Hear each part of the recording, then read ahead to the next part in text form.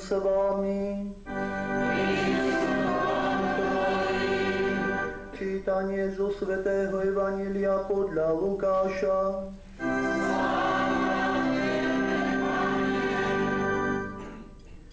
Boh poslal anjela Gabriela do galilejského mesta, ktoré sa volá Nazaret, k panne zasnúbenej mužovi z rodu Dávidovho menom Jozef, a meno panny bolo Mária. Anjel prišiel k nej a povedal: Zdravás, milosti plná, Pán s tebou. Ona sa nad tými slovami zarazila a rozmýšľala, čo znamená ten pozdrav. Anjel jej povedal: Neboj sa, Mária, našla si milosť u Boha. Počneš a porodíš syna a dáš mu meno Ježiš. On bude veľký a bude sa volať synom Najvyššieho. Pán Boh mu dá trón jeho otca Dávida, na veky bude kráľovať nad Jakubovým rodom a jeho kráľovstvu nebude konca. Mária povedala anjelovi: Ako sa to stane, veď ja muža nepoznám. Anjel jej odpovedal: Duch Svätý zostúpi na teba a moc Najvyššieho ťa zatieni. A preto tvoje dieťa bude sväté, bude sa volať Synom Božím. Aj Alžbeta, tvoja príbuzná, počala syna v starube. Už je v 6. mesiaci. A hovorili o nej, že je neplodná, lebo Bohu nič nie je nemožné. Mária povedala: Hľa, služobnica Pána, nech sa mi stane podľa tvojho slova. Anjel sa potom vzdialil. Počuli sme slovo Pánovo.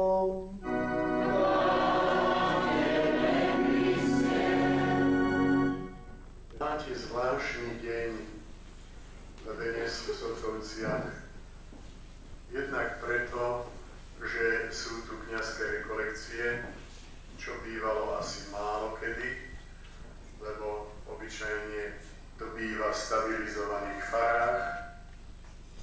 A potom máte aj požehnanie novej fary. Takže toto sú chvíle, ktoré vám jasnou rečou hovoria, že budete mať stáleho kňaza.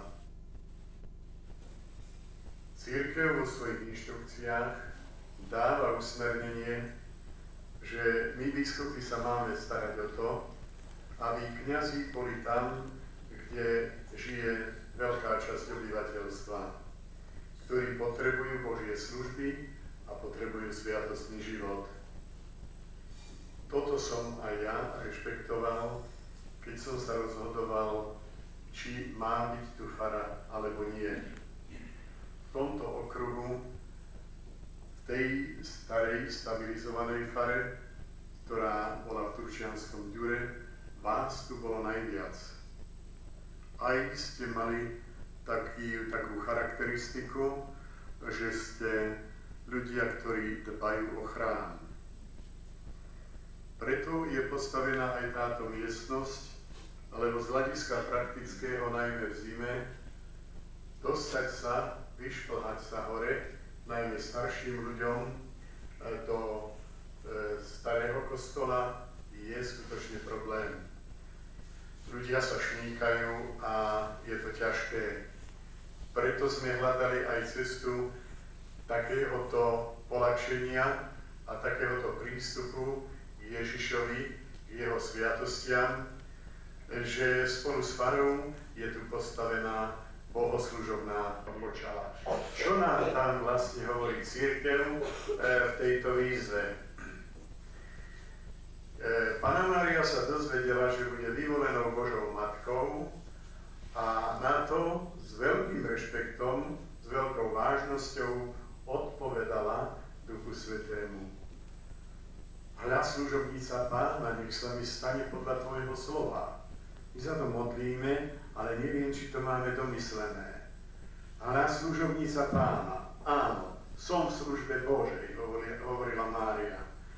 A chcem splniť všetko to, čo si mi ty teraz ako Boží posol oznámil, teda chcem sa stať tým Božím nástrojom, Ani dobre tomu nerozumiem, čo všetko Boh so mňou zamýšľa, ale chcem byť v rukách Božích ako naozaj poslušný nástroj Božej vôle a nech sa cezo mňa plnia tie úmysly Božie vo svete. Toto je obsah toho prvého desiatku. Hľa, služobnica Pána, nech sa mi stane podľa tvojho slova. Máme to aplikovať na seba.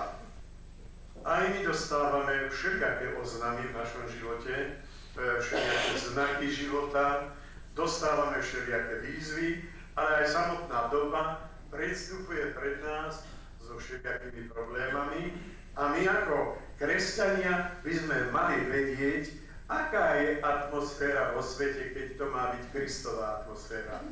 Rozhodne nie obité obce. To nie je opravdivých katolíkov. Takže to treba rozpumpovať a ak sa stavajú takéto objekty, tak to je jasný, viditeľný, dokonca materiálny signál, že cirkvi tej oficiálnej, ktorú reprezentuje biskup v diecéze, záleží na tom, aby ste sa dostali na blízky kontakt s Ježišom Kristom cez kňaza, ktorý vám tu bude prednášať najsvätejšiu obetu. A to je podstata toho, prečo sme tu dnes. Pri tejto svätej omši budem prosiť za vás, špeciálne, aby vám Boh dal dobrú vôľu, že by ste vedeli, čo je prvoradé v živote a čo je desatoradé. A aby ste si nikdy to poradie nezamieniali. Prvoradé je to, vychovať v sebe a vychovať v tých deťoch, ktoré máte, naozaj kresťanského ducha a potom už oni budú vedieť si robiť vlastný výber života. Potom si nepopletú križovatky života.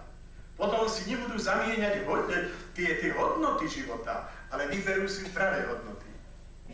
Aj dnešná doba, nech je akákoľvek, má veľkých hrdinov a má krásne vzory skutočného života. Ale to sa nedosahuje nejako ináč, len s Božou pomocou.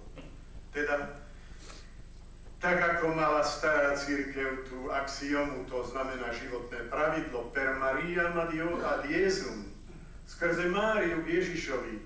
Majte to aj vy, skrze Máriu k Ježišovi.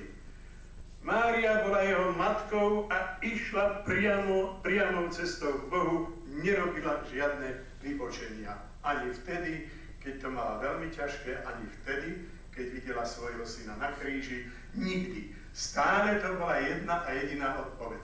Nech sa stane podľa tvojho slova. Bože, nech sa stane tak, ako si to ty naplánoval. On to najlepšie vie a je to veľké tajomstvo, že niekedy musíme posvetiť svoj život aj svoje prostredie aj osobnou obetou. Nech vám dá Boh k tomuto všetkému svoje jasné, vnútorné, duchovné svetlo. Amen.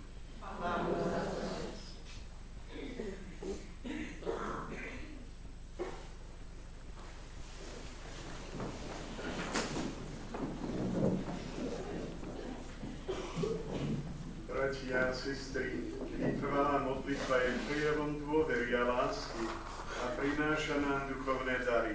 V tejto spoločnej modlitbe prosme Pána, aby nám modlitba svätého Ruženca bola duchovnou silou a svetu záchranou.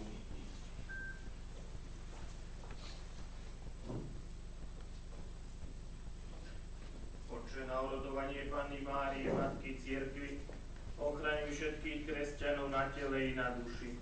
Prosíme ťa, vyslíš nás. Povzbuď všetkých veriacich, aby sa radi a často modlili svätý Ruženec. Prosíme ťa, vyslíš nás. Pre modlitbu svätého Ruženca zachráň svet od záhuby a udel ľudskej spoločnosti pokoj a svornosť.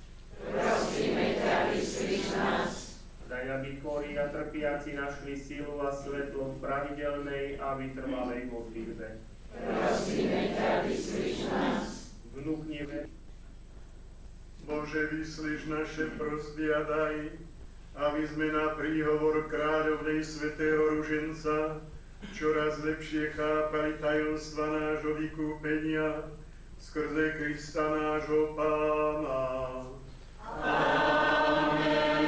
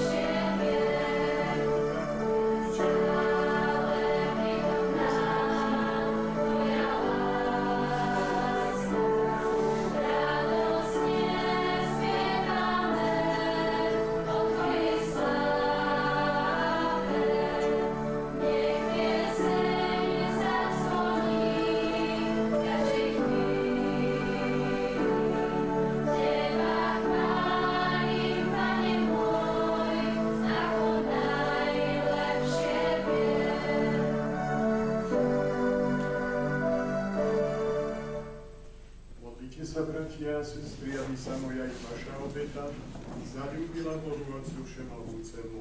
Nech Pán príjme obetu svojich ľúb na chválu a slávu svojho mena, na užitok nám i celej svätej cirkvi. Všemohúci Bože, príjmi tieto dary, s ktorými Ti obetujeme aj seba sami, a daj, aby sme úprimne prežívali tajomstvá Tvojho Syna a tak dosiahli slávu, ktorú si nám prisľúbil skrze Krista nášho Pána. Amen. Pán s vami. I s duchom tvojím. Ore srdcia. Máme ju Pána. Vzdávajme vďaky Pánovi Bohu nášmu. Je to dôstojné a správne. Je naozaj dôstojné a správne, dobré a spásonosné vzdávať vďaky vždy a všade Tebe, Pane, Svätý Oče, Všemohúci a večný Bože, a Teba na slávnosť svätého ruženca, preblahoslavenej Márie, vždy Pani spoločne chváliť, velebiť a oslavovať. Dobrovoľne vydal na smrť za chlieb a vzdával vďaky, lámal ho a dával svojim učeníkom hovoriac: Vezmite a jedzte z neho všetci, toto je moje telo, ktoré sa obetuje za vás.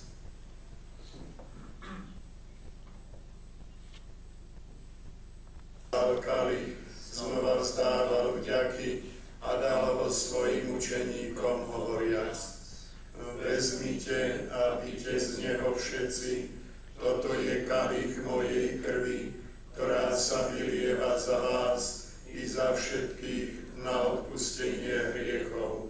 Je to krv novej a večnej zmluvy,